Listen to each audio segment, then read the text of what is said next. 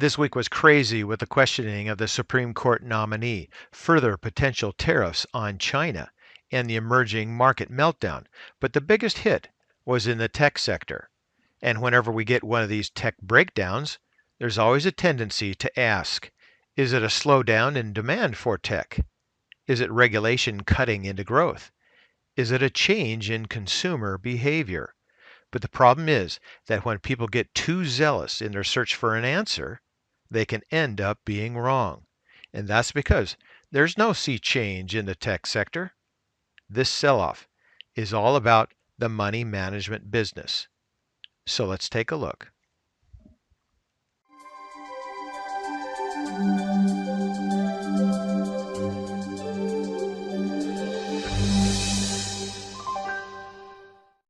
So this is me in my most thoughtful pose. And I've been thinking about the answer to this question. And in my opinion, this sell-off is all about September. In September, people try to take profits before somebody else takes them for you. And at any given time, a typical stock will have three types of shareholders: mutual funds, hedge funds, and index funds.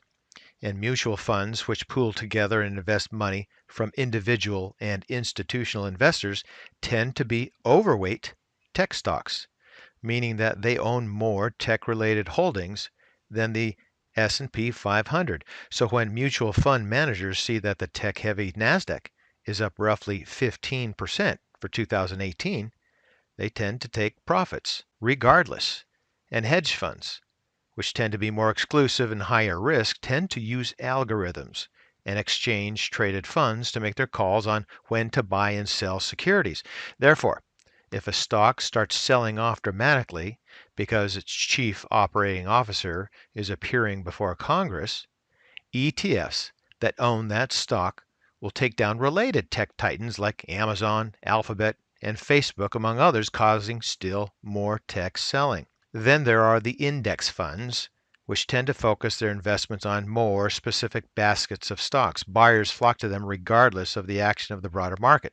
So index funds have the power to stabilize a lot of stocks and sectors, and I think that's why the other indexes did better than the Nasdaq. So let's go and see what the charts show. Starting out here with the S&P 500, the SPY, this is a 6-month daily chart, and simply looking at the price chart, nothing looks out of the ordinary. We're hovering right here, just right on the 20 EMA. We may move down below that and perhaps approach the 50 EMA, but let's go take a look at the oscillators and see what they show. Looking here at the MACD, fast line just went through the slow line and continuing to head down here. Doesn't really look elevated. See, we're right at this 2 level, and that's not a very elevated MAC. So I don't think that we're going to have a real strong downdraft here. I think it's going to be somewhat similar to what we had in this time frame, and perhaps even in this time frame here. We're going to go down through here and then come back up in, I think, the greatest probability. And here the histogram shows much the same. Not much of an elevation either above or below. Here into the on-balance volume. This is new. We've not talked about this before. I look at the on-balance volume every now and then because this oftentimes can point out a divergence, but everything looks normal there today. We're looking at the relative strength. We did just pop below 50, but that's not unusual. We've seen that here and maybe there and certainly back here and here. So nothing unusual. I think we're going through a typical cycle on the way down. Stochastics looks fine. Volume, a few red days here, but nothing to be concerned about, at least at this point. And then the Williams is heading on down, and that is expected as well. So going back up here to the price chart, everything looks moderately normal. Nothing stands out as significantly negative. So in my opinion, we're going to move through this cycle. We'll bottom here probably sometime next week or so, and then hopefully head up after that. But for now, everything looks fine. So let's go take a look at the triple Qs.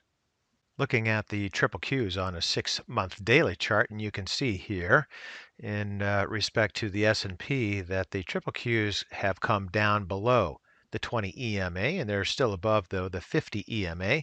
And I think that they'll probably head on down here. Whether they continue below the 50 EMA, we'll have to wait and see next week. I don't really think so. It's possible that it might pop through like it did perhaps here, and maybe these back here popped through the 50 EMA. I'm not quite sure, as you can see.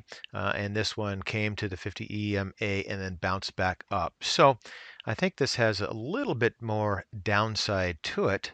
And but for the most part, it doesn't look to be all that negative.